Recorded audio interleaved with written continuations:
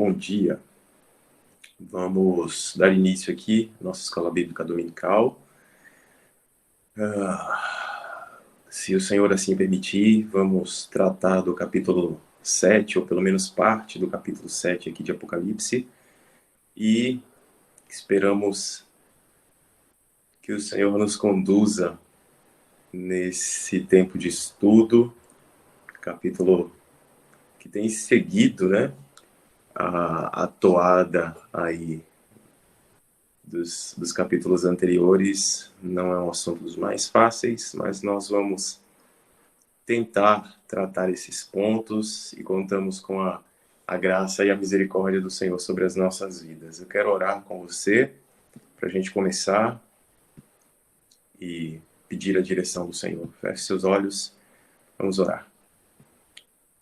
Ó Santo Deus, bendito seja o seu nome poderoso, nome que está acima de todo nome, por merecimento, por quem tu és, pelo que tu fizeste, Senhor. Tu és digno de ter um nome exaltado acima de todo e qualquer nome. Tu és merecedor, ó Deus, do nosso reconhecimento, da nossa gratidão, da nossa adoração. Tu és maravilhoso, Senhor. Ó Jesus, tu és o único digno de abrir o livro, tu és o único digno, o único que tem o poder para determinar todas as coisas. A ti pertence, Senhor, a autoridade, o poder, o domínio, a honra, a glória, a soberania, Senhor, pelos séculos dos séculos. Tu és a palavra, o verbo vivo, encarnado. E nós oramos a ti, Senhor, pedindo tua direção, pedindo teu auxílio, pedindo que o Deus Espírito Santo nos direcione, nos conduza nesse tempo de estudo da tua palavra. Ninguém além do Senhor é capaz de nos abrir o entendimento. E por isso eu te peço, Senhor, dá-nos entendimento, sabedoria, discernimento, Senhor, sensibilidade, para que nós possamos entender, absorver, ó Deus, para que sejamos edificados, fortalecidos pela tua palavra e para que possamos aplicar essa palavra ao nosso dia a dia. Senhor, fala conosco, usa a vida dos professores, usa cada aluno, obrigado por cada pessoa que participa dessa escola bíblica dominical, que o teu nome seja glorificado durante todo este período, durante toda a nossa vida, durante todo este dia. Em nome de Jesus Cristo nós oramos. Amém. Vamos lá. Vou ler o texto. Depois vou passar a palavra para o irmão Natson e para o pastor Roseto, para que nós sigamos aqui. Apocalipse capítulo 7.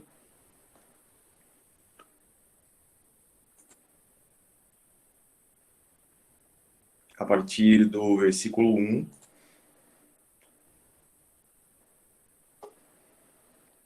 Diz assim: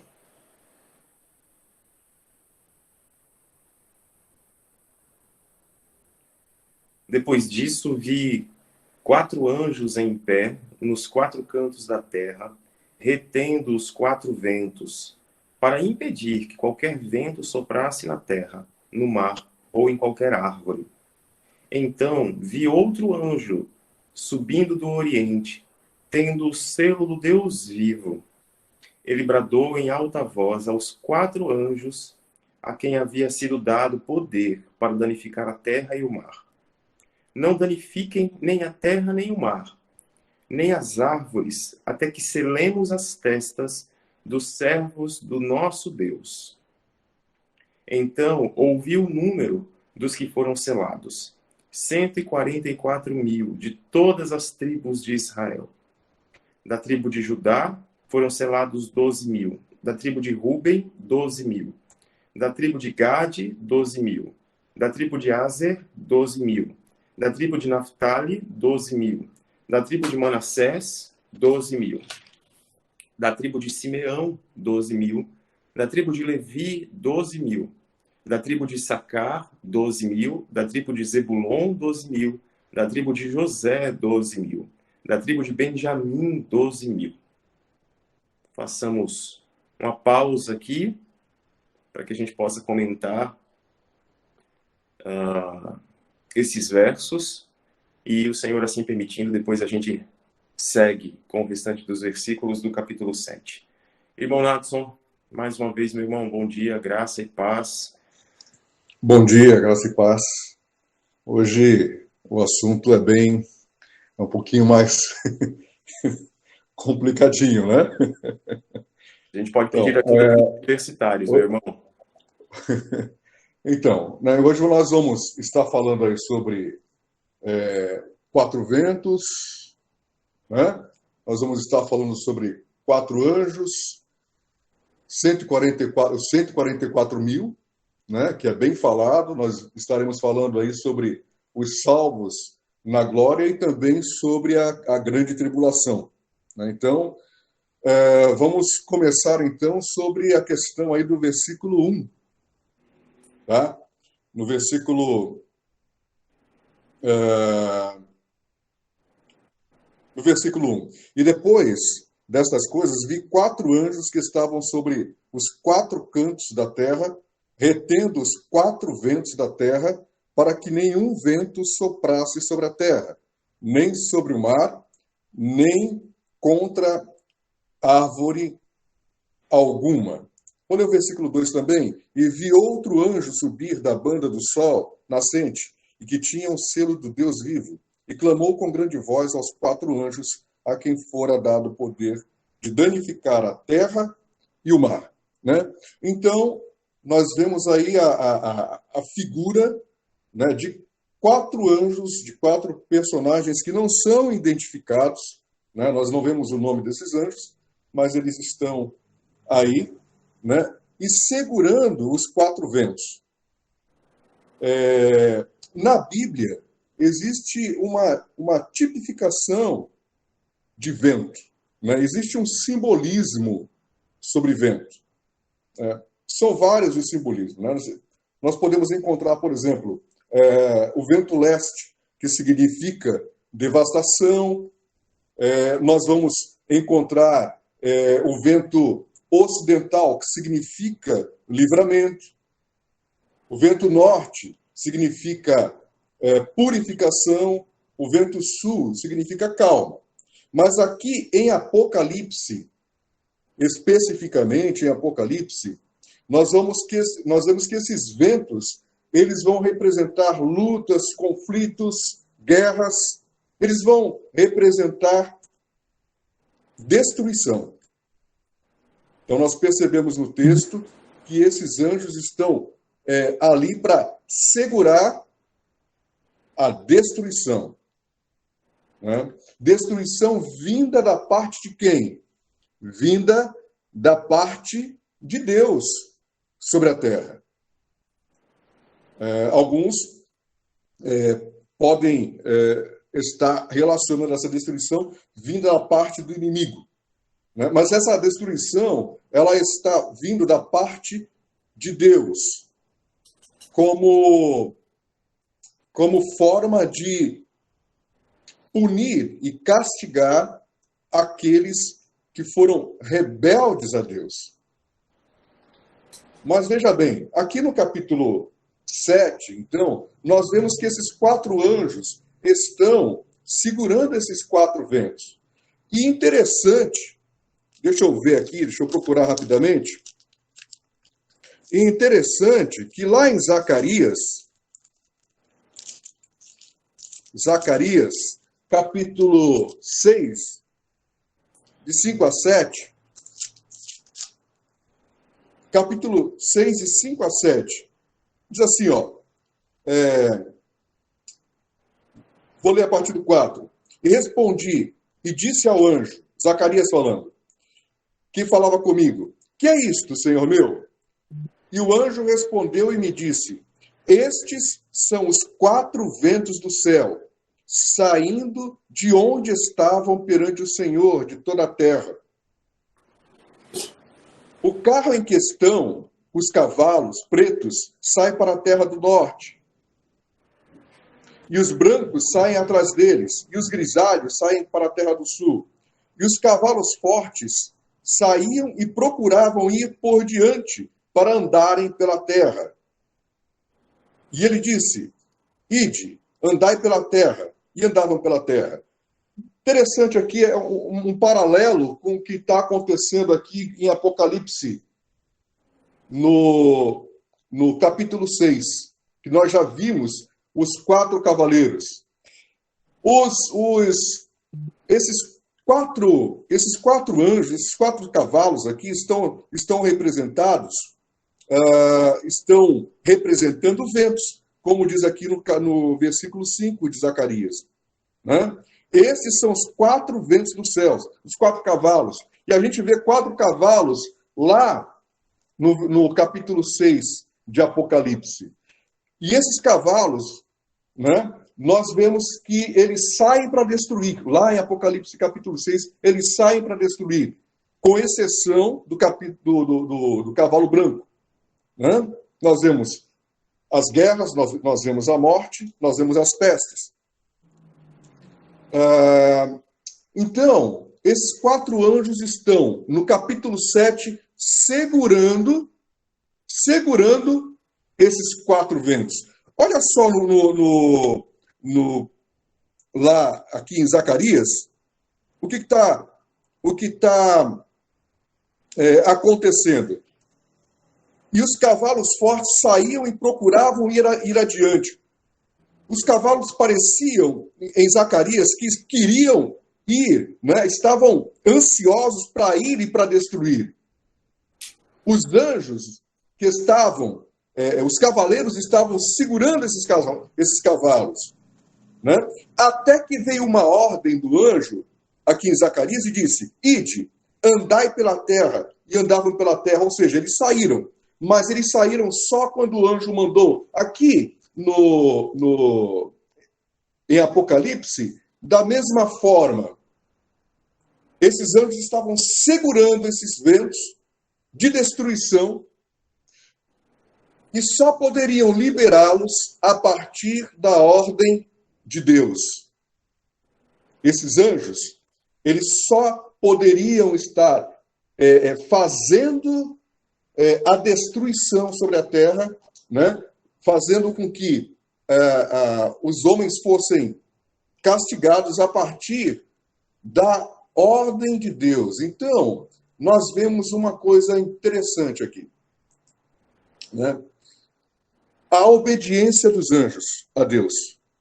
Né? Os anjos, eles estão parados lá, segurando os ventos.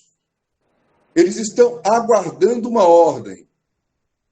Eles não fazem nada sem a ordem divina. E eles são fiéis às palavras, à palavra de Deus, né? Eles não agem sem consentimento. Isso é interessante, então, nós vemos então a fidelidade angelical, né? Nada eles fazem com todo o seu poder, com toda a sua inteligência, eles não dão um passo sem que Deus assim ordene. Porque é Deus quem faz tudo perfeitamente. Não há ninguém que possa fazer a justiça como Deus faz. E é uma coisa que nós podemos estar percebendo e aplicando, né? Podendo aplicar, então, nas nossas vidas. Né? Lá em 1 Crônicas, capítulo 15, versículo 13, nós vemos a morte de uma pessoa que tentou segurar a arca. Tentou fazer aquilo que não era da vontade de Deus, e Deus o castigou e o matou. Né? Lá em 1 Crônicas. Ou seja, não devemos fazer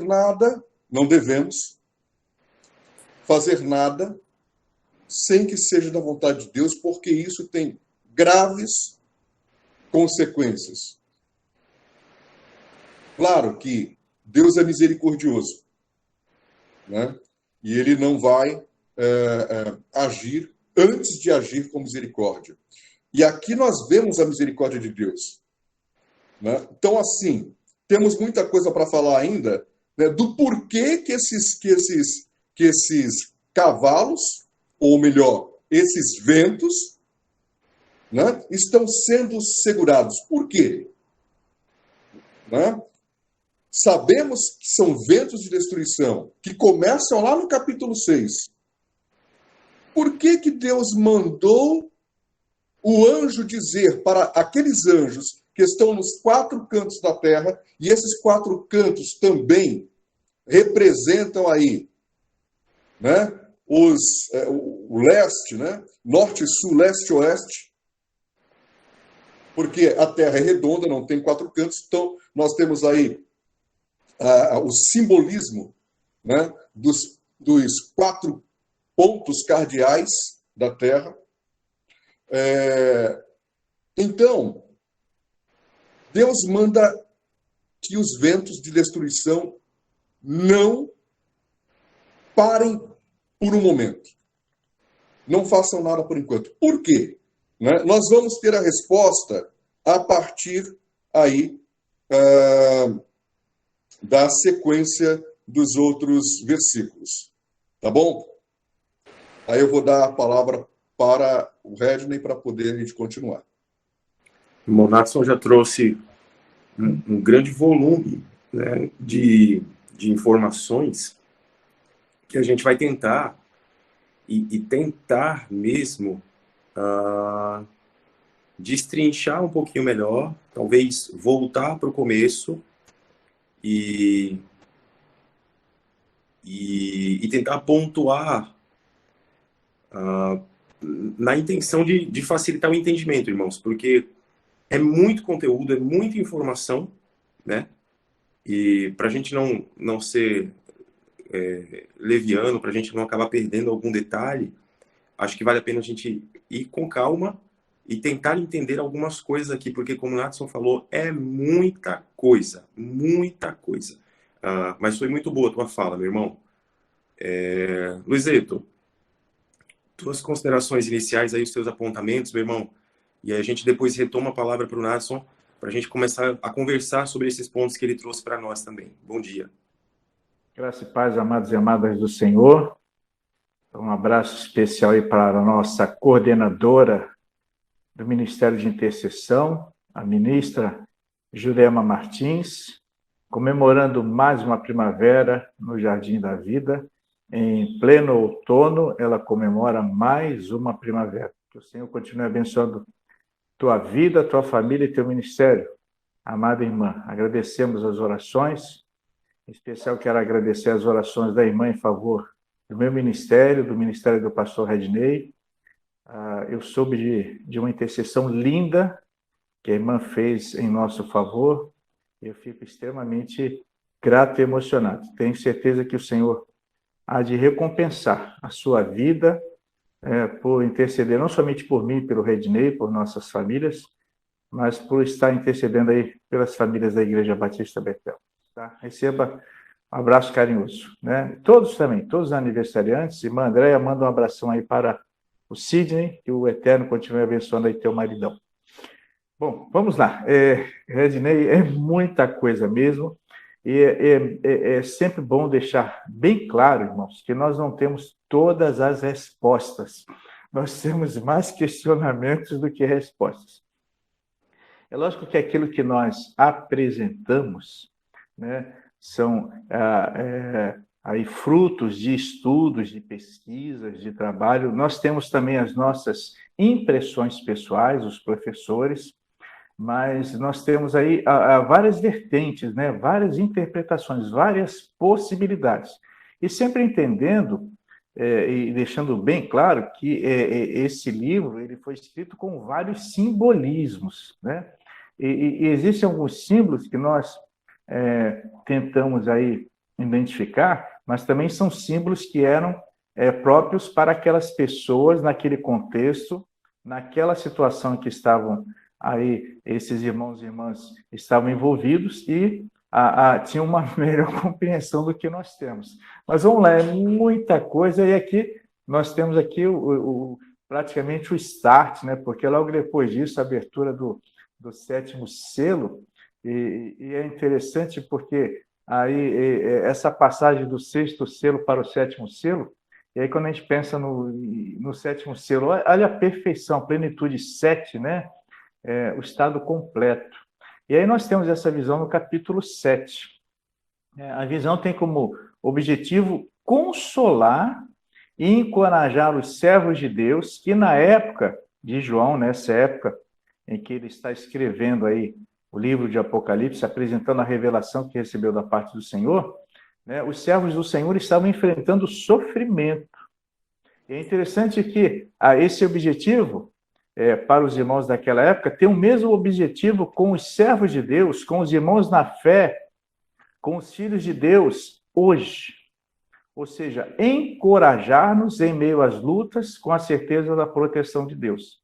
Assim como a visão tinha o objetivo de consolar, encorajar os servos do Senhor em meio às lutas com a certeza da proteção de Deus, da mesma forma hoje, né, essa visão visa encorajar-nos em meio às lutas com a certeza da proteção de Deus, mostrando que pode vir aí a destruição que vier, mas aqueles que são servos do Senhor, que estão firmados no Senhor, contarão com a graciosa proteção do Senhor, né? Paro por aqui, eu continuo, ou você me Pode continuar, meu irmão, pode continuar. Ok. Então, nós temos aqui 4 cantos da terra, né? E aí há uma compreensão de que esses 4 cantos da terra, uma compreensão entre outras compreensões, e por certo, assim como o Nadson já apresentou, uma consideração, talvez o pastor Ednei também apresente, mas eu quero colocar aqui uma consideração que eu tenho, que esses 4 cantos da terra simbolizam os 4 pontos cardeais da bússola, né? Nós temos o norte, nós temos o sul, nós temos o oeste e nós temos o leste, de onde surgem ventos que representam a ira de Deus irresistivelmente derramada na terra inteira. Ou seja, os 4 cantos da terra. Então, não há a escapatória. Quando o Senhor liberar aí a fúria, liberar aí o juízo, ninguém pode escapar, né? E aí nós temos também o selo do Deus vivo, que é destacado aí no texto, né? E esse selo do Deus vivo é para marcar e assim proteger aqueles que pertencem a Deus. E aí eu gosto muito quando nós falamos sobre o Espírito Santo, que nós fomos selados para o dia da nossa redenção, ou seja, aí a proteção do Senhor, em meio à ira que o Senhor vai liberar sobre a face da terra. E quando a gente volta a pensar sobre essa questão dos ventos, né, e os anjos, nós temos essa figura aí de que eles não poderiam estar liberando, mas eles deveriam estar aí segurando, né, os 4 ventos da terra, né, até que fosse liberada a ordem da parte do Senhor, para que não houvesse nenhum dano até que todos os salvos fossem selados, né, na fronte ou na testa, né? E quando a gente pensa nesses ventos, essa semana que passou, meus irmãos, e a semana retrasada também, nós tivemos aí uma minúscula ilustração, né, do poder do vento. Né? Nós percebemos aqui na cidade de Santos muitas árvores que caíram, o trânsito ficou um caos. A noite retrasada, meus irmãos, foi assustador aqui no prédio. À madrugada, a gente ouve aquela rajada de vento. Então, só para ter uma ideia do poder, né, desses ventos que nós temos aí no livro de Apocalipse registrando. Imagine se não houvesse essa palavra para reter. Seria tudo destruído. Fala-se sobre terra, fala-se sobre vegetação, fala-se sobre o mar, não ficaria nada de pé. É uma coisa assim extremamente forte, né? Então, os profetas do Velho Testamento usavam a tempestade de vento como símbolo do juízo de Deus, né? O Nadson já falou sobre Zacarias, mas temos também Isaías, no capítulo 27, verso 8, falando sobre isso. O profeta Jeremias, no capítulo 49, verso 35 e 36, falando sobre isso. E nesta visão, João viu os ventos da justiça de Deus, que estavam prontos para soprar sobre toda a terra, sendo retidos por 4 anjos, né? Um outro anjo, ele veio do lado do sol nascente, né? Ou do oriente, ou seja, simbolizando fonte de luz, bênção e esperança. Ele mandou que os 4 anjos não saíssem para realizar a sua missão destruidora, né? Esse anjo que veio aí do lado do sol nascente, ele tinha o selo do Deus vivo, né? Um anel para selar, né? E que era usado pelos reis. E aí sempre lembrando que nós temos aí nessas revelações de Apocalipse, sempre usando aí elementos e comparações da época, para que o pessoal tivesse uma compreensão, né? E sendo, então, aí o anel para selar, que era usado pelos reis, sendo sinal de poder, de autoridade, e servia para colocar a marca real, né? Dando assim autenticidade, proteção, segurança, e evidenciando ser de propriedade do rei. Por isso que nós temos até essa visão de selados pelo Espírito Santo, ou seja, a marca do Senhor, mas também mostrando que nós pertencemos ao Senhor e que há uma proteção e que não pode ser violada, né, essa vida que pertence ao Senhor, né? Esse objeto que pertence ao Senhor, no caso, a vida dos salvos, ou a vida de cada salvo, né? O selo que o anjo traz é do Deus vivo, contrapondo assim o Todo-Poderoso com os ídolos e também com o imperador romano, que se fazia adorar como Deus, né? São essas minhas primeiras palavras. Tem ainda mais alguma coisa para comentar sobre esses 3 versos, mas eu vou deixar para um pouco mais adiante. Muito bom, irmãos, muito bom. O pastor Lezeto colocou bem, a gente não tem todas as respostas, nós estamos tentando, né, trazer um pouco de clareza para um texto que não é tão claro ou tão fácil de entendermos assim, né? O número 4, aqui retratado em Apocalipse 7, é um dos principais números do livro de Apocalipse, né? Os selos, as trombetas, as taças, todos têm uma estrutura de 4 mais 3. O número 4 está sempre participando do livro de Apocalipse aqui. Essa simbologia, esse simbolismo que o livro de Apocalipse traz com alguns números, com alguns elementos, o número 4 também está inserido nesse contexto.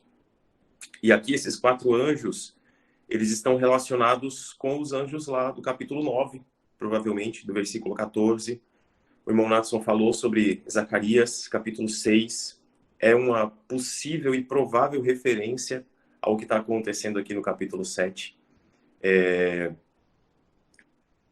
Essa expressão, vento de destruição, né, que é utilizada aqui no capítulo 7, ela é uma ideia apocalíptica antiga até, de que Deus controla o vento, a chuva, os relâmpagos e faz com que todos esses fatores da natureza ajam segundo o seu domínio, segundo a sua vontade. Por exemplo, lá em Êxodo, foi o vento que trouxe os gafanhotos e os levou embora. Êxodo capítulo 10, né, do versículo 13 ao versículo 19. Em Êxodo 14, 21, o vento, esse vento que é mencionado aqui, foi ele que abriu o caminho no mar, fez o mar, tornou o mar em terra seca para que o povo pudesse ali passar. Então, em Salmo 18, versículo 10, o Senhor é aquele que voa sobre as asas do vento. E esses 4 ventos são provavelmente uma maneira, né, que João encontrou de demonstrar o poder de Deus sobre esses cataclismas, né, sobre esses eventos da natureza, que Deus usa para cumprir a sua vontade. E é uma palavra profética, uma expressão profética e apocalíptica para demonstrar a soberania de Deus. E eu acho que esse é um dos pontos centrais aqui, que a gente não pode perder de vista, né? Mais do que os simbolismos, nós temos a soberania de Deus. O irmão Natson mencionou isso na sua fala, o Ezeto também mencionou, porque é a soberania de Deus que está em evidência. O que os anjos fazem, o fazem segundo a ordem de Deus. O fazem porque Deus determina. Assim como tem acontecido durante todo o livro de Apocalipse, o Senhor é o centro de todas as coisas. É Ele quem está agindo, seja permitindo, seja retendo, como Ele faz aqui.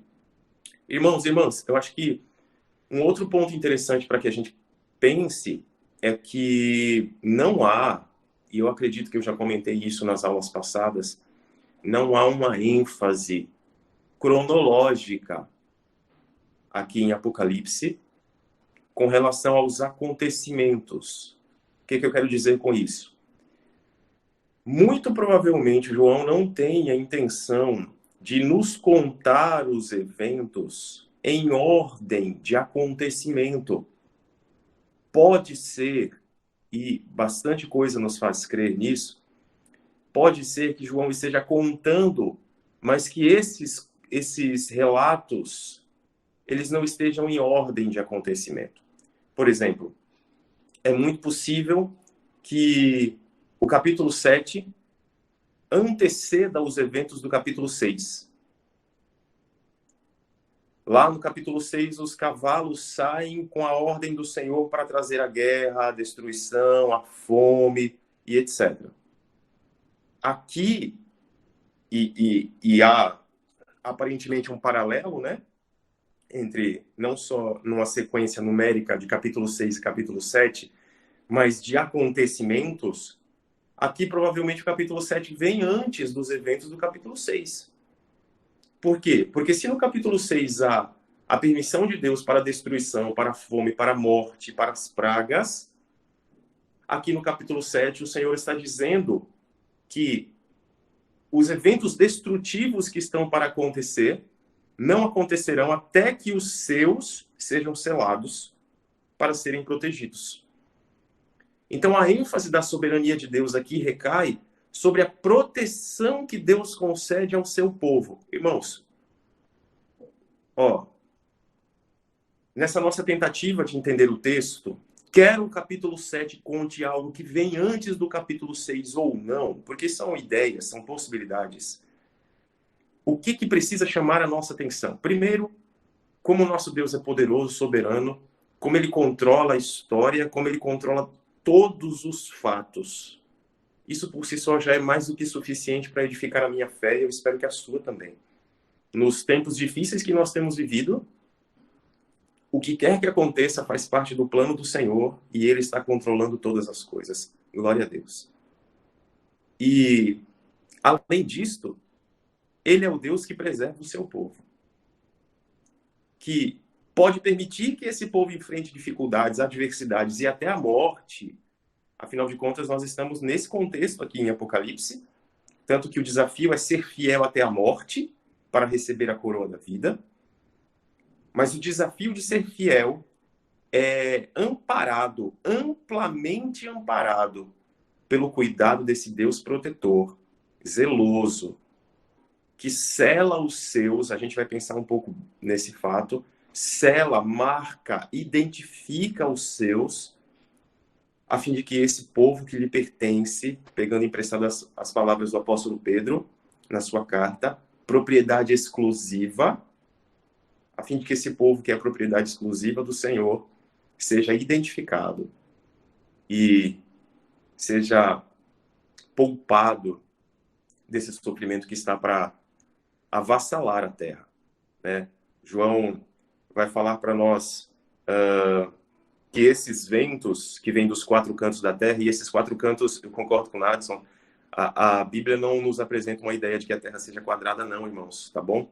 Em vários outros textos, a palavra do Senhor mostra o mundo como sendo um círculo. Por exemplo, o Salmo 19, versículo 6. né? Isaías 40, versículo 22, o globo da Terra. Então, a Bíblia não traz a ideia de que a Terra seja quadrada, não. A intenção aqui, queridos, é mostrar a totalidade. Opa, Luizito levantou a mão. A totalidade da Terra. Então, em todos os cantos da Terra, em qualquer que seja o lugar, a mão de Deus está agindo e controlando os eventos e os acontecimentos ao longo da história. Luizito, pode falar, meu irmão.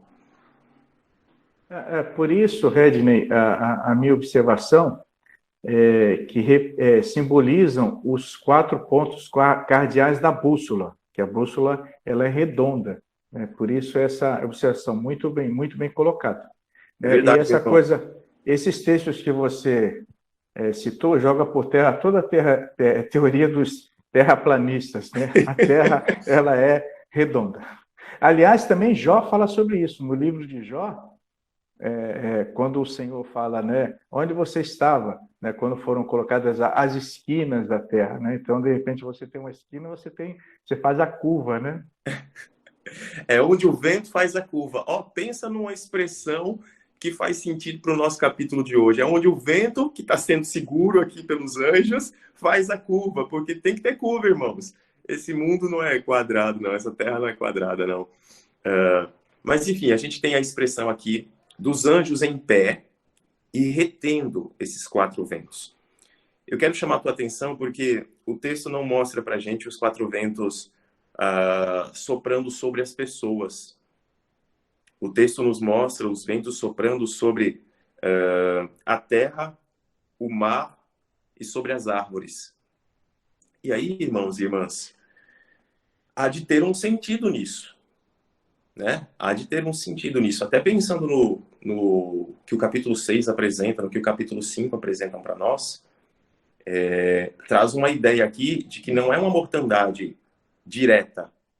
Não é um vento frio congelante que vem e mata as pessoas. Também não é um vento quente que sopra, né? Aquele bafo quente. Pensa naquele dia escaldante que o vento é quente, quase era melhor que não ventasse. Às vezes a gente enfrenta dias assim aqui na Baixada, né? Não é disso também que o Senhor está falando. Embora o Senhor seja como esse vento quente que pode murchar a erva em questão de segundos, como a própria palavra apresenta para nós, o texto diz para a gente que a ação desses ventos virá sobre a terra, o mar e as árvores. E eu entendo a ação do Senhor sobre aquilo que traz o sustento para o povo, para a humanidade.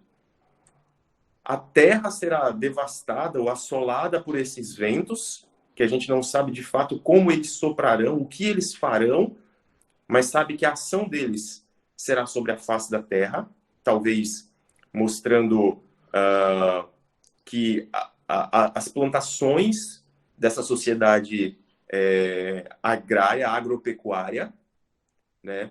Talvez mostrando que os mares, numa época em que o comércio era totalmente marítimo, que toda a movimentação comercial dependia dos mares, e falando um pouco das árvores como sustento, plantio, colheita, enfim. Eu vejo essas implicações aqui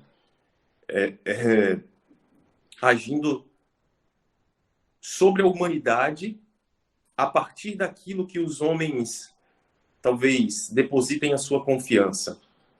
Esse pode ser um ponto interessante para nós. A ação de Deus destrutiva desses dias, e Apocalipse diz respeito aos últimos dias, aos últimos acontecimentos, talvez passe pela destruição ou pela assolação daquilo em que a humanidade deposita a sua confiança. Seus comércios, o seu recurso, suas posses, né? Irmãos, se for isto, apesar de não crer que nós estamos vivendo já os últimos dias, literalmente, mas os nossos dias apontam para a brevidade, né? Para a proximidade desses últimos dias, pelo menos eu penso assim, já é um baita de um alerta para nós. O Senhor é o Deus que permite que que aquilo em que nós depositamos a nossa confiança e a nossa esperança, né, sejam os nossos bens, os nossos recursos, o nosso comércio, a nossa prosperidade, ou o que traz a prosperidade, seja sacudido pela força de ventos muito fortes. A gente precisa voltar os nossos olhos para o Senhor. Precisa olhar para Deus e entender que nenhum recurso na terra, no mar ou em qualquer tipo de árvore que te dê fruto, ou que nos dê fruto, né, merece a nossa confiança. O Império Romano vivia essa realidade. De muita prosperidade, de muito comércio, de muito crescimento, expansão, domínio, controle. E Deus mostra quem é que verdadeiramente está no controle. Ele mostra quem é o soberano de toda a terra. Ai, ai. A ação desses anjos é contínua. O texto da nossa tradução não mostra isso, mas o texto original vai mostrar. É uma ação contínua de segurar a força daquilo que parece muito mais como um furacão do que como uma brisa a soprar, tá, queridos? Então, eu fiz essas considerações. É uma pena que a gente não possa ficar mastigando muito mais do texto, porque tem muita coisa aqui interessante ainda para a gente falar. Apenas falando sobre a ação dos anjos, né, que traz consigo ali como se fosse esse sino que o Luizeto mencionou. Você quer falar mais um pouco sobre a questão do sino, Luizeto? O que eu acho interessante, Redinei, é que esse anjo que veio aí do lado do sol nascente, e é lindo pensar que simboliza a fonte de luz, bênção e esperança, e aí mandando com que os 4 anjos não saíssem para realizar a sua missão destruidora, até por conta do selo a ser colocado na testa, né, a marca na fronte dos salvos, vem mostrar a longanimidade de Deus, como Deus é extremamente paciente, né, esperando com que os homens sejam salvos. E aí a gente recorda das palavras, né, do profeta Jeremias, né, as misericórdias do Senhor se renovam a cada manhã, né, e graças às misericórdias do Senhor nós não somos consumidos, né? Então, esse selo que o anjo traz, como você fala, mostra aí a autoridade e a soberania de Deus, né? Mostrando que Deus, sim, o Criador, o Senhor, não o imperador romano que se fazia adorar como Deus, mas que o Senhor, o Deus Todo-Poderoso, o único Senhor, o único Deus é que tinha todo o poder, ele tinha toda a autoridade.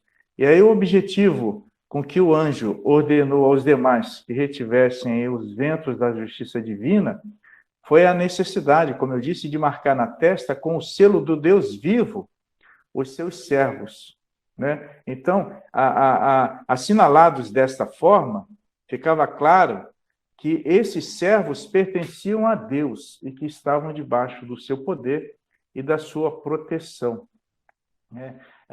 Interessante, o selo, a marca de que alguém pertence a Deus é o Espírito Santo. E o Espírito Santo é a garantia de nossa herança. Efésios capítulo 1, verso 13, verso 14, capítulo 4, verso 30, né, nós temos aí o apóstolo Paulo dizendo à igreja e também aos leitores dessa carta circular, que tiveram acesso a essa carta, assim como nós temos, que o Espírito Santo, o que ele é? Ele é o penhor, ele é a garantia da nossa herança.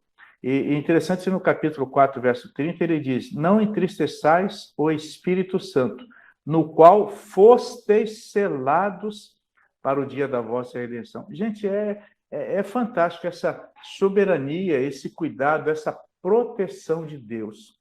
E aí, eu destacando, como eu disse, Redinei e Nadson, irmãos que estão aí participando, que quando esse anjo ele tem essa missão de reter né, a ação daqueles anjos que estariam aí liberando os ventos, e não era para que esses ventos fossem liberados, mostrando aí a misericórdia, mostrando aí a espera, a paciência do Senhor.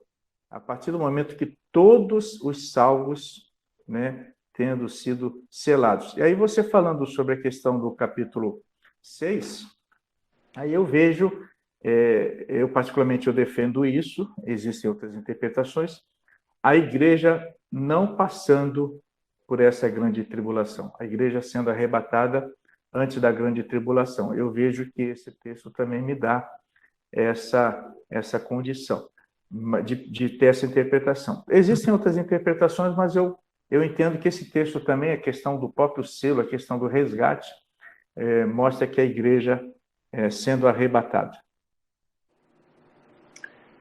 A gente tem estudado 1 Tessalonicenses, né? E o Senhor permitindo, seguiremos pela segunda carta também. E aparentemente é uma visão que mais conforta, né? Eu sigo essa linha de pensamento pré-tribulacionista, não entendo que a igreja estará aqui durante essa tribulação, né? Mas se estivermos enganados, de qualquer forma teremos o selo do Senhor sobre as nossas vidas. Irmãos, que Deus poderoso nós temos. Mesmo que isso aconteça, vai que nós estejamos enganados, mas Deus está sempre certo. O importante é que ele esteja certo, né?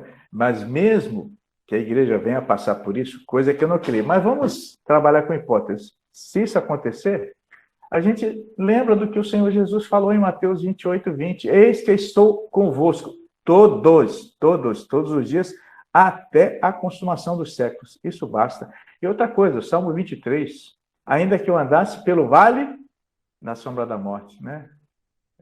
O Senhor está comigo, né? A tua vara e o teu cajado me consolam. É lindo. Isso mesmo, meu irmão. É isso mesmo. Natson, você quer falar alguma coisa antes de eu continuar falando sobre isso, meu irmão?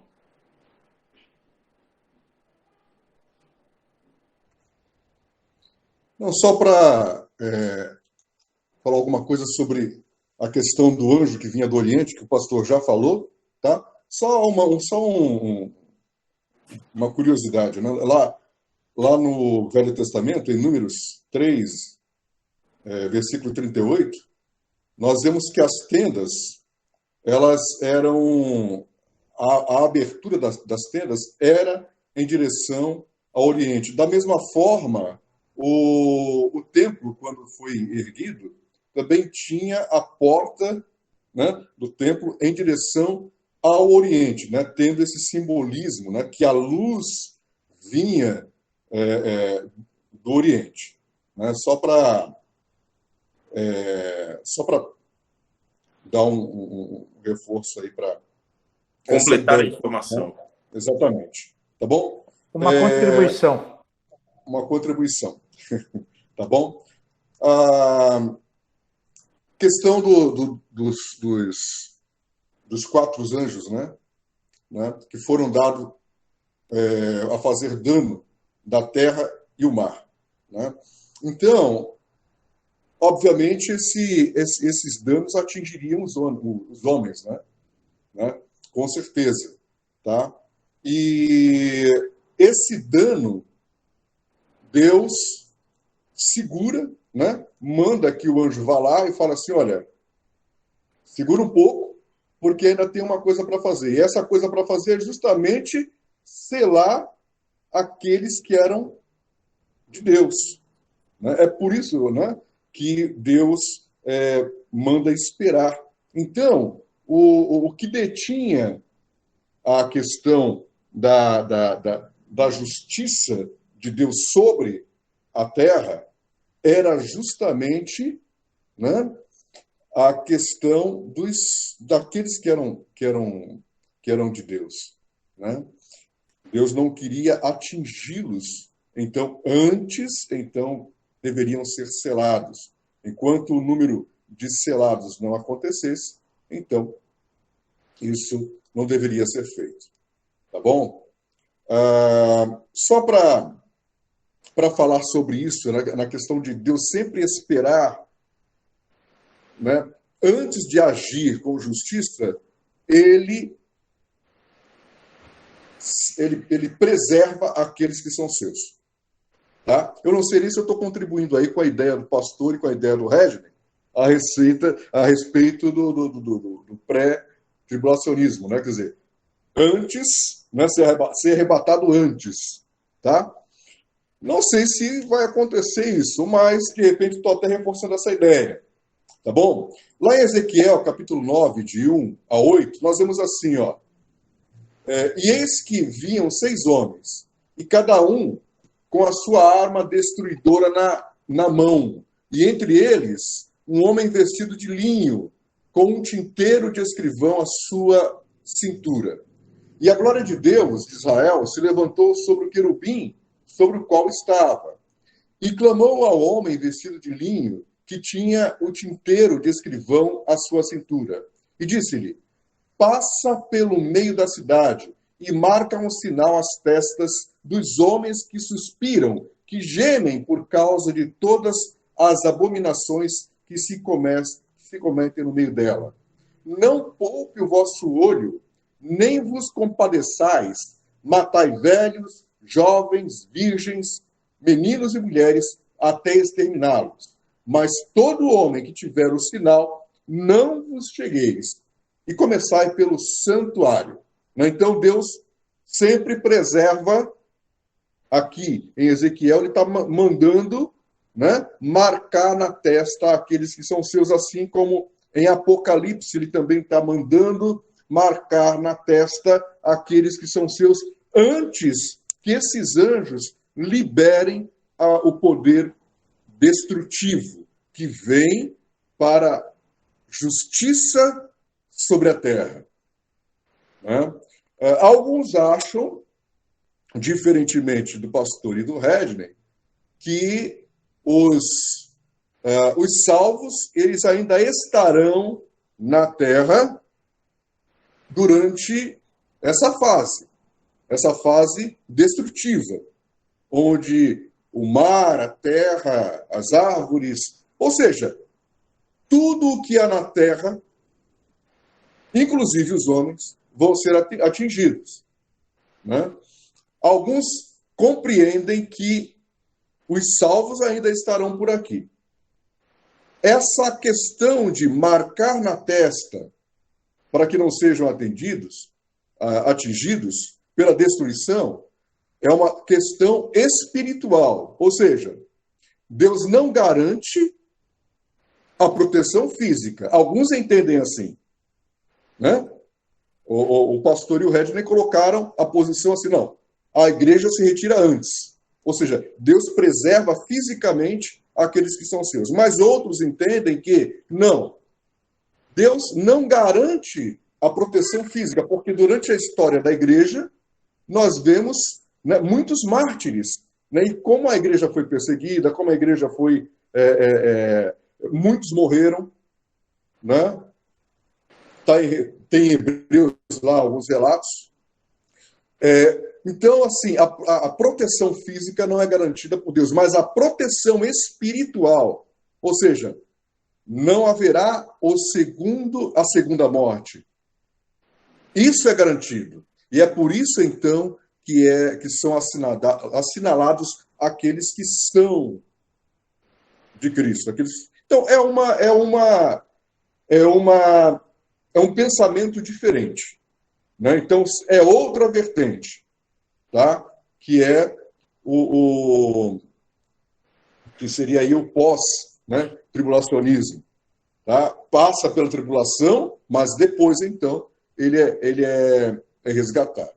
Tá certo?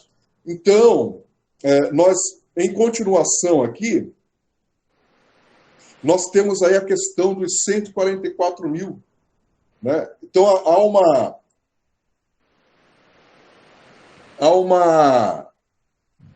uma relação de tribos aqui, Judá, Gade, etc. Né? Nós não vamos repetir porque nós já lemos.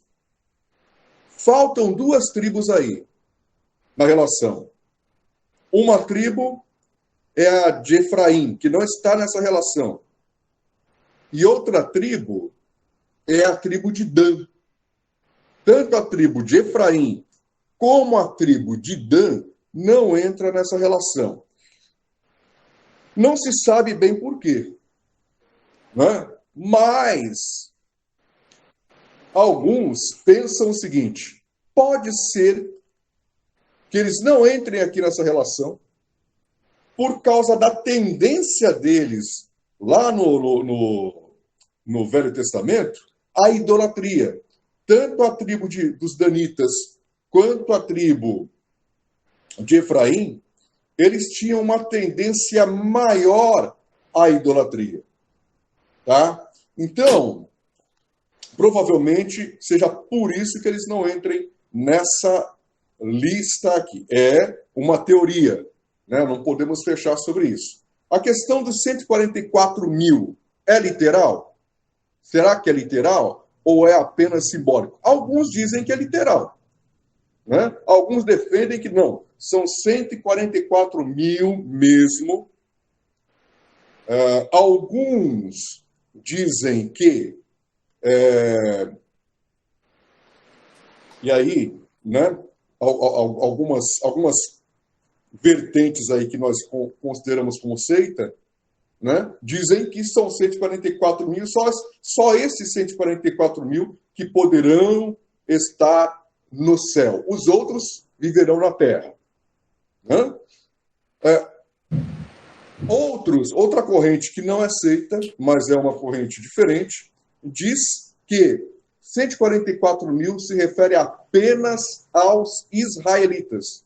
São os israelitas, né, essas tribos aqui relacionadas, que serão, no futuro, serão salvos. São os 144 mil israelitas, judeus, que serão salvos. Então, alguns entendem isso como literal. Tá? A posição de outros é que não é literal. Não sei a posição dos irmãos, né? A minha posição é essa, né? De que não é literal. É simbólico. Né? Nós temos aí os 144 mil representado por 12 vezes 12 vezes 1.000. 144 mil, que dá uma totalidade daqueles que são de Deus. É o total de todos aqueles que são, tanto israelitas como gentios. Né? Não há uma separação aqui de povos. Né? Porque lá em João, nós vemos Jesus respondendo para os fariseus desse jeito aqui, ó. Os fariseus disseram assim, ó: nosso pai é Abraão. E aí Jesus responde: se fosseis filhos de Abraão, faríeis as obras de Abraão. E qual é a obra de Abraão? A obra de Abraão é que se confie, se creia, né, em Cristo. Né? E eles não faziam isso. Então, todos aqueles que creem, têm a fé, confiam em Jesus como Salvador, como Senhor, esses são filhos de Abraão. Então não há uma divisão aqui de povos. Esses 144 mil, então, representam todos os salvos de todas as épocas. Mais para frente, nós vamos ver a visão dos mártires. E nós vamos ver que é uma multidão incontável. Incontável. Não se tem um número. Claro que Deus sabe, mas humanamente falando, é uma multidão incontável. Então, provavelmente, o que está simbolizado nesse número de 144 mil aqui é a totalidade daqueles que são filhos de Deus. É a totalidade daqueles que são salvos. Né? E como nós estamos num livro, principalmente, Na Bíblia toda nós vemos isso, mas principalmente no livro de Apocalipse, onde o uso simbólico dos números, e aí, voltando à palavra do Redney, que certa vez ele disse, gente, ou do pastor, não, foi do pastor, né, que falou, gente, cuidado, isso aqui não é numerologia. Né? Tá? Porém, né, os números são usados como símbolos. O que são símbolos?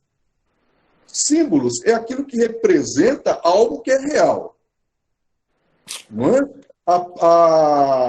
A bandeira, as bandeiras dos países não são os países, mas representa algo que existe. Então, aqui os números, eles não são mágicos, mas eles representam algo. Né? Representam, por exemplo, o 12 patriarcas, né? As tribos de Israel, ou Israel, mais os 12 também apóstolos, representando aí a igreja na sua totalidade. Né? E aí, então, por isso que eu volto a dizer, esse 12, esses 144 mil, parece-me mais acertado, que representa a igreja em toda a sua extensão. Não representa um número fechado. Certo? Então, vou parar por aqui. Ô, meu irmão, eu já ia pedir para você impetrar a bênção do culto da noite. Ô Nadson, você entrou em assuntos e eles fazem parte da aula. E eu queria dizer que são assuntos, irmãos, são assuntos extremamente difíceis. Porque uma das principais perguntas que podem surgir, na verdade que surgem, quando a gente pensa nessa questão das tribos mencionadas aqui em Apocalipse 7, é a grande pergunta. O texto está falando sobre Israel ou o texto está falando sobre a igreja? Né? O Nadson deu uma pincelada sobre isso. Mas esse é um assunto extremamente difícil. Essa continuidade do Antigo Testamento ou essa descontinuidade da relação Israel e igreja, irmãos, é um assunto muito difícil. Muito de discussões e debates há anos e anos e anos. Quero dar um spoiler aqui, né? Nós estamos preparando algumas mensagens a respeito desse assunto, né? Igreja de Israel, a relação com Israel. Provavelmente agora para o mês de junho, se o Senhor assim permitir. Estamos em contato com algumas pessoas para que alguns pregadores nos tragam clareza sobre esse assunto tão delicado. Mas eu vou passar a palavra para o Luizeto, para ele comentar um pouco, talvez fechar um pouco do assunto anterior e, quem sabe, entrar aí nessa palavra do irmão Nadson. O Nadson fez o pit stop. O Nadson está parecendo Lewis Hamilton. Acelerou e foi embora, rapaz. Eu estou me sentindo Rubens Barrichello, porque eu quero ainda fechar sobre a questão do selo, né? Então, e o Nadson deu uma acelerada boa, né? E graças a Deus, é porque tanta coisa, gente. E conforme você vai estudando, você percebe a necessidade de estudar mais. E assim, precisa tomar cuidado, porque às vezes a gente ouve tantas mensagens. Mas é um pregador eloquente, é um pregador famoso, é um pregador que está na mídia, mas muitas vezes, ou também pode ser um pregador anônimo, mas é líder de uma comunidade, de uma congregação, e o pessoal vai recebendo e aceitando todas as informações, e como o Nadson já colocou, né, o Redney, nós temos assim algumas visões, nós temos estudos, por mais que a gente tenha a nossa visão, mas a gente apresenta outras visões. Até quando chegarmos no capítulo 20, nós vamos estar apresentando aí algumas visões da questão do milênio, algumas possibilidades, né? Eu conheço pastores que têm visões diferentes da minha, né? Visões parecidas com a minha, e a gente vai também aí reformulando, vai ajustando, vai aprendendo, vai observando e absorvendo, né? Mas o importante é você ter uma argumentação, uma fundamentação e estar preparado para o encontro com Cristo. Encerrando essa questão aí da questão do selo e da longanimidade do Senhor, para a gente entrar aí nessa questão dos 144 mil, o professor Nácio já explanou aí com autoridade e sabedoria o seu posicionamento, mas é interessante as palavras do apóstolo Pedro, em 2 de Pedro, né, capítulo 3, do verso 7 ao verso 9. Olha que coisa interessante, né? Ora, os céus que agora existem e a terra, pela mesma palavra, têm sido entesourados para fogo, estando reservados para o dia do juízo e destruição dos homens ímpios, Há, todavia, uma coisa, amados, que não deveis esquecer, que para com o Senhor um dia é como 1000 anos, e 1000 anos como um dia. E olha que coisa linda esse verso 9, que diz: não retarda o Senhor a sua promessa, como alguns a julgam demorada. Pelo contrário, ele é longânimo para convosco, não querendo que nenhum pereça, senão que todos cheguem ao arrependimento. Como diz um amigo nosso, sensacional.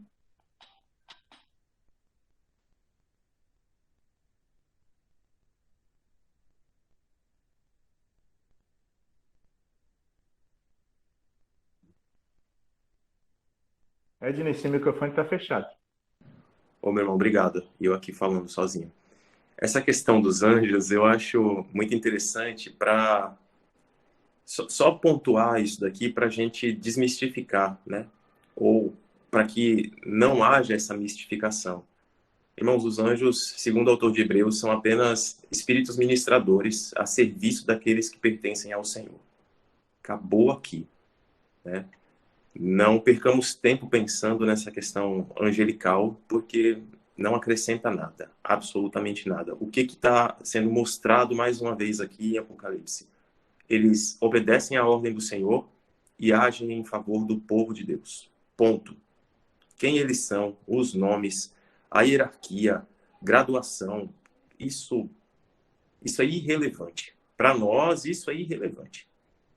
A gente só precisa perceber o Senhor agindo através deles em nosso benefício. E aí, o que eles estão a fazer aqui? Eles têm um selo, esse selo já foi mencionado pelos irmãos, era uma marca muito característica, tanto no Antigo quanto no Novo Testamento. O sepulcro em que Jesus foi colocado, o corpo de Jesus foi colocado, foi selado para garantir a autenticidade, a propriedade, a validade. Então, casamentos tinham suas certidões seladas, documentos oficiais eram selados. Os filmes que alguns de nós assistem mostram um pouco dessa prática durante todo o Império Romano e vários outros impérios. Enfim, o que Deus está fazendo com esse selo é autenticando a sua propriedade, trazendo a garantia. O pastor Luizeto mencionou Efésios capítulo 1, vários versículos, 2 aos Coríntios também. Paulo, escrevendo em 2 aos Coríntios, vai falar sobre a questão do selo do Espírito Santo sobre nós, sobre nosso coração. E aí, o que a gente precisa pensar, né? Que tipo de selo é esse? Há uma discussão aqui nesse texto sobre o que esse selo pode simbolizar. Irmãos, possibilidades, né?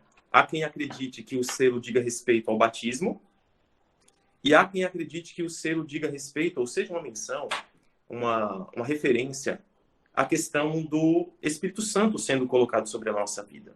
Queridos, queridas, eu particularmente não vejo o texto de Apocalipse 7, vou repetir, o texto de Apocalipse 7, fazendo um estudo, uma teologia bíblica do livro de Apocalipse, e não da Bíblia como um todo, tá? Bíblia como um todo, teologia sistemática. Pego todos os assuntos que a Bíblia traz, coloco cada um deles dentro de uma caixinha e sistematizo esse estudo. Quando eu quero pensar em algum tema, eu abro aquela caixinha ou aquela gaveta de toda a Bíblia e lá tem vários textos de toda a Bíblia sobre aquele assunto. Isso é uma teologia sistematizada. Uma teologia bíblica, que também é sistemática, é bíblica porque trata da Bíblia, mas a teologia bíblica tem a intenção de estudar livro a livro o assunto, a visão teológica a respeito das coisas de Deus por aquele autor, naquele momento, naquele livro, as suas expressões, as suas intenções com aquele livro, com aquela escrita. Então, fazendo esse estudo só do livro de Apocalipse, da ideia de João, do que ele escreve aqui, o que ele registra para nós em Apocalipse, eu não vejo margem em Apocalipse 7 para a gente pensar que o selo seja uma referência nem ao batismo e nem à ação do Espírito Santo. Mas, pastor, o Espírito Santo não é o selo? Paulo não fala isso? Fala, irmãos. Paulo fala isso. Paulo fala isso em Efésios. Paulo fala isso em Corinto. Paulo fala isso. Eu sei que fala. O Espírito Santo é o selo, é a marca, é o penhor. O pastor Luiz já mencionou isso. Não há o que discutir quanto a isso. O batismo não é uma marca. Não é também uma questão de propriedade desde o Antigo Testamento. Irmãos, eu sei disso. É um sinal. Eu sei disso. Paulo vai dizer ainda que a circuncisão não é na carne, mas é no coração. Eu sei disso. Eu não estou discutindo isso. O que estou dizendo é que aqui em Apocalipse 7, aparentemente, o que o texto nos dá a entender é que não há uma referência, seja ao batismo, seja à ação do Espírito Santo na vida do crente. Nós nos batizamos porque nós damos um testemunho público da nossa fé em Cristo. Nós recebemos o Espírito Santo quando cremos. A palavra nos deixa isso claro. O que eu estou dizendo aqui, Apocalipse 7, nos dá a entender que Deus nos selará com um sinal na nossa testa, como propriedade dele para esses dias específicos. E como nós contextualizamos isso? Bom, nós trazemos para os nossos dias, dizendo, lembrando, que antes desses dias finais chegarem e dessa marca ser colocada sobre a testa daqueles que não enfrentarão essas tribulações finais, né? Pelo menos é o que o 6 e o 7 nos mostram. Nos nossos dias, para nós já somos um povo marcado pelo Senhor, identificado como propriedade do Senhor. O mundo espiritual nos conhece, irmãos. Talvez as pessoas à nossa volta não percebam quem nós somos pelos sinais evidentes, claros, exteriores, mas todo mundo espiritual sabe quem somos. Se você já teve que lidar com algum caso de possessão demoníaca, um crente verdadeiro, genuíno, quando chega e o demônio vê, sabe quem é de Deus e quem não é. E tanto sabe que às vezes diz assim, ele não, ou ela não. Manda chamar fulano, quando as pessoas que estão ao redor não estão muito preparadas, né? Manda chamar fulano ou fulana. Aí o demônio diz assim, não, ele não. Por quê? Porque sabe quem é quem. Não é isso, Luizito? Luizito tem um pouco de experiência nessa área aí, só um pouquinho. E porque todo mundo espiritual sabe quem nós somos. Nós temos a marca de Cristo. Nós temos a marca de Cristo. Isso, o Espírito Santo habitando em nós. Essa circuncisão do coração já está em nós. Agora, Apocalipse 7 não fala sobre batismo e não fala sobre o Espírito Santo. Tá? A gente pode fazer essa aglutinação, a gente pode trazer esse conteúdo como complemento, como contextualização para o nosso dia. Mas não é o que o texto de Apocalipse 7 fala. De qualquer forma, é o que os anjos farão, né? E aí, irmãos, a gente entra na questão que o irmão Natson puxou a fila, que foi das tribos. As duas tribos que não são mencionadas, ele mencionou muito bem, apropriadamente. Por que Dan provavelmente não está sendo mencionada aqui? Ela pode ter sido suprimida da lista simplesmente por uma questão numérica, para as contas baterem, mas ainda assim eu acredito que pesou bastante a idolatria, pesou bastante essa questão da rebeldia, do afastamento, do esfriamento quanto às questões do Senhor, quanto à vida espiritual, à devoção e assim por diante, tá bom? Eu não sei se os irmãos querem falar mais alguma coisa aqui nesse ponto, e acho que não vale a pena a gente seguir do versículo 9 ao versículo 17, porque a gente não vai conseguir terminar. Luizeto, Natson. Ok, é interessante essa questão aí do símbolo de cada número. O Natson colocou isso, você colocou, Redney. O pastor, professor do Seminário Teológico Batista do Sul do Brasil, na década de 80, né, no século passado, nós já estamos na década de 20 do século atual, ele, no seu livro Introdução ao Novo Testamento, ele apresenta aí o símbolo dos números, né, para os judeus. O número 1, se referindo a Deus, né, o número 2, se referindo à força, o número 3, à família, o número 4, ao cosmos, aí a questão é dos 4 cantos da Terra, o número 5 se referindo ao número do homem, o número 6 se referindo ao número do mal, né? 6, né? Ele é quase perfeito, tem quase a plenitude, mas não tem, ele é incompleto.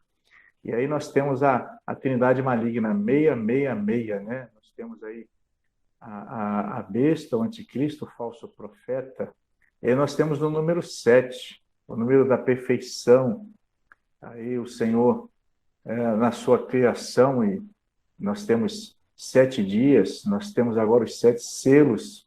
Interessante essa questão da simbologia. Tudo simbologia, viu? Tudo representação, meus amados, para vocês terem uma ideia. Aí nós temos o número 10, representando o número da humanidade. É interessante, o número 2 é o número da força, representa o número da força. O número 10 representa o número do homem. Então, é o homem multiplicado. O homem multiplicado é a humanidade. 2, né, que é a força, né, multiplicado vezes 5 homem, 10 a humanidade. Aí nós temos o número 12. O número 12 representa autoridade. Aí nós temos as 12 tribos, nós temos os 12 apóstolos, e aí nós temos, interessante aí, os 24 anciãos.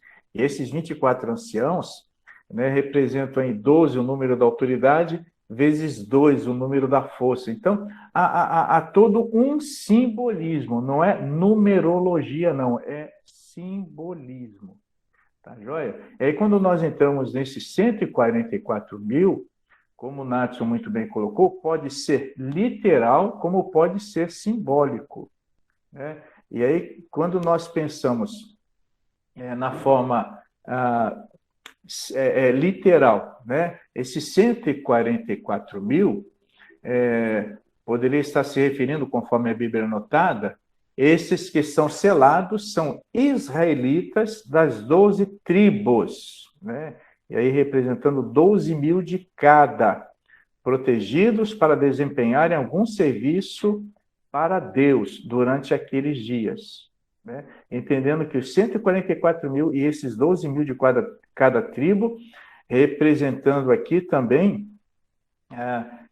um símbolo, tá ok? Não quer dizer que seja uma coisa completamente literal, mas se a gente for pensar nessa questão das tribos, tem essa compreensão, tá ok?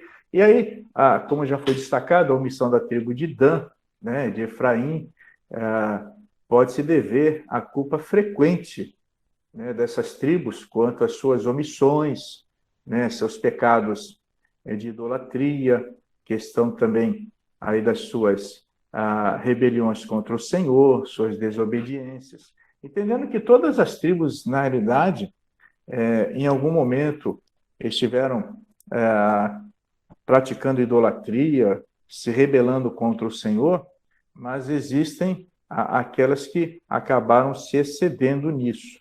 Mas também, como o pastor Redney falou, pode ser até por uma questão também de acomodação para a questão dos números, entendendo que próprio José, né, os seus filhos, né, eles acabaram entrando na relação no Velho Testamento, conforme orientação e determinação do Senhor, e aí os levitas eles eram destacados para o serviço, né, no templo, no tabernáculo e depois no templo.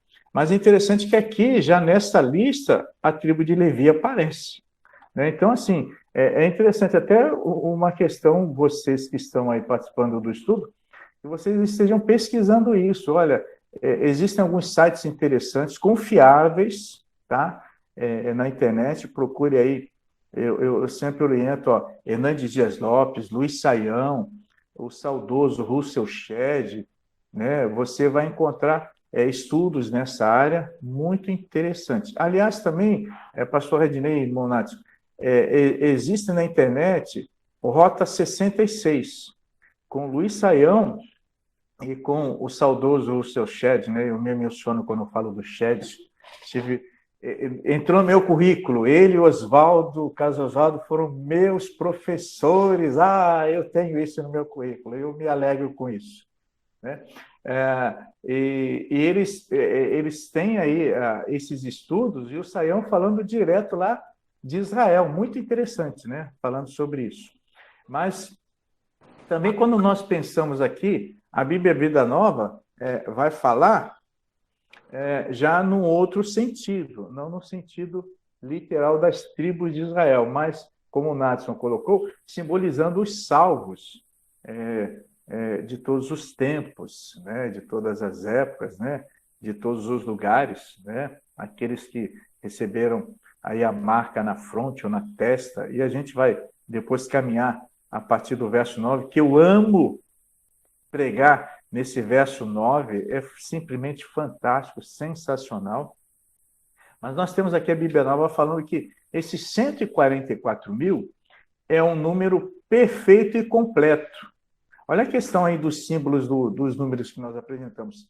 Seriam 1000 dúzias de dúzias. Olha que coisa linda. Simboliza os crentes fiéis na terra, que permanecem firmes no meio da perseguição, ou judeus que ainda serão salvos, ou judeus que não se curvaram ao anticristo durante a grande tribulação. São aí interpretações, viu, meus amados irmãos? Nós não temos as respostas, todas elas, mas nós temos aí algumas possibilidades que são interessantes. Ok?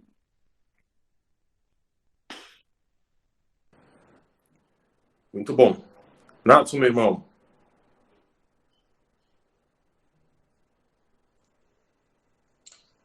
Então, na continuação, né, a gente pode estar falando a respeito agora da visão dos mártires. Nós já falamos a respeito dos selos, né? Já falamos a respeito dos 144 mil, né? E no versículo 9, que o pastor falou que gosta de pregar sobre isso, né? Ele gosta de... vai começar, então, a falar sobre os salvos na glória, né?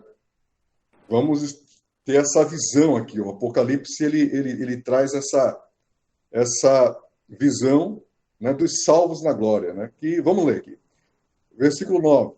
Depois destas coisas, olhei, e eis que uma multidão, a qual ninguém podia contar, de todas as nações e tribos e povos e línguas, que estavam diante do trono e perante o Cordeiro, trajando vestidos brancos e com palmas nas suas mãos. Então, nós temos aí essa grande multidão, né? E é uma multidão de pessoas salvas, elas estão em pé diante do Cordeiro. Essa coisa de estar em pé é importante, né? É importante porque Jesus fala, olha, em algum lugar, se alguém, o pastor sempre lembra, né? Depois que eu falo, ele lembra. Mas eu tenho problema com o endereço, né? Em algum lugar, Jesus fala assim, né, para que sejais dignos de estar em pé diante do Filho do Homem. Não é isso? Né? Essa questão de estar em pé é importante. Então, em pé significa que são pessoas dignas de estarem ali diante do trono do Cordeiro. Agora, por que é que elas são dignas? Não, peraí. Ó, se a gente for entrar no versículo 9, Eu já estou no versículo 9. a gente vai ter que ir até o versículo 17. Se a gente entrar no versículo 9, são 11 horas e 40 minutos. Tá. A gente não vai conseguir nem terminar o verso 9. Quanto mais chegar no verso 17? Vamos fazer o seguinte? Oi. Eu proponho que a gente faça as considerações finais até o versículo 8, porque senão a gente não vai parar hoje, gente. Olha, Tá bom, respondendo ao Nadson, Lucas 21, 35 e 36. Pois ele certamente virá sobre todos os que vivem na face de toda a terra. Vigiai, portanto, em todo o tempo, orando, para que possais escapar de todos esses eventos que estão para acontecer e apresentar-vos em pé diante do Filho do Homem.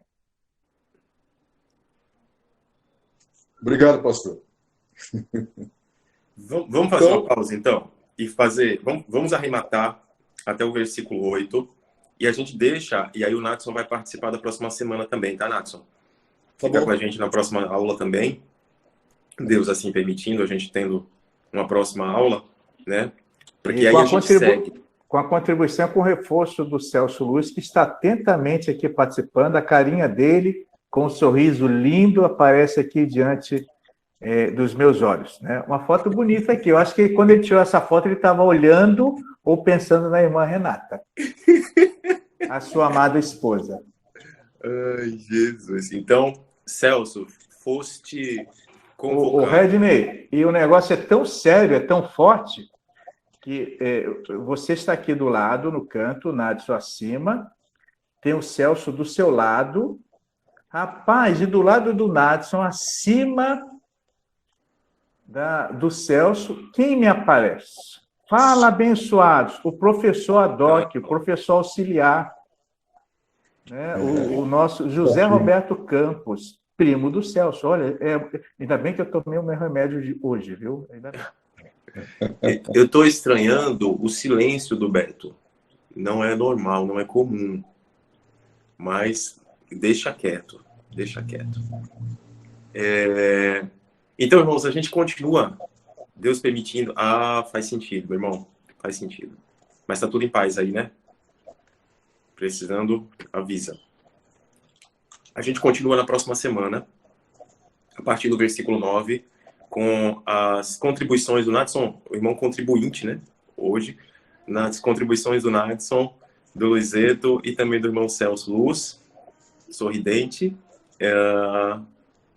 para a gente finalizar o capítulo 7 de Apocalipse, tá bom?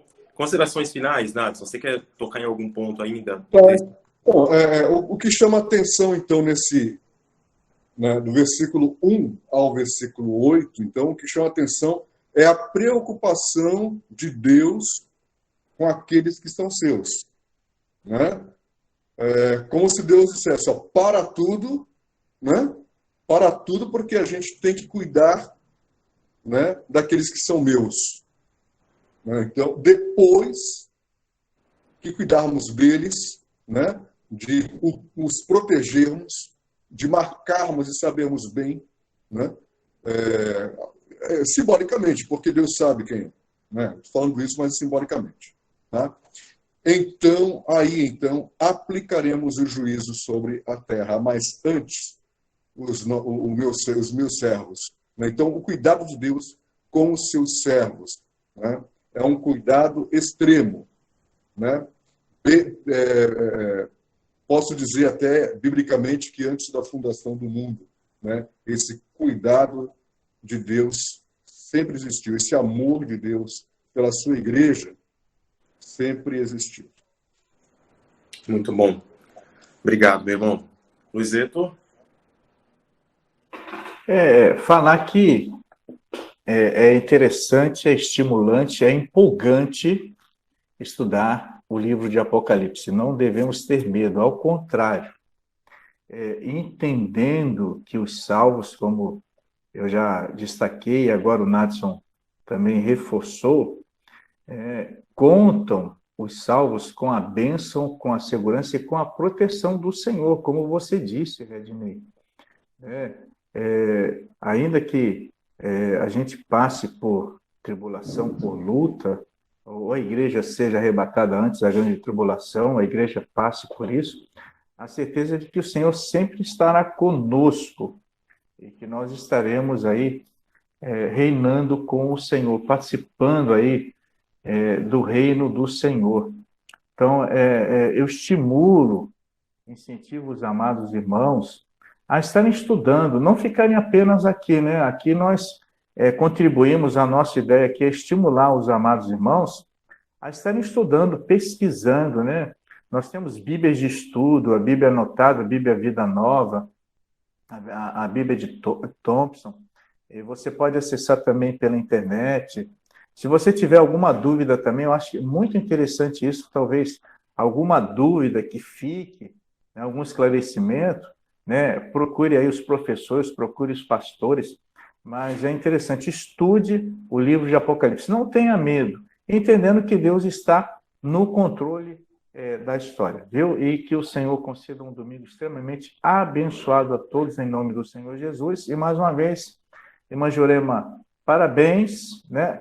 E espero um pedaço de bolo hoje às 18 horas no Templo da Betel. Um pouquinho mais cedo que você chega para ensaiar, tá joia? Obrigada, pastor. Nada. Rednei, o Celso foi falado, eu citei o Celso, falei do sorriso lindo dele, você falou, e ele ficou quietinho. Coloca ele para orar no final e já orando, agradecendo aí pelo aniversário da Jurema e do Sidney.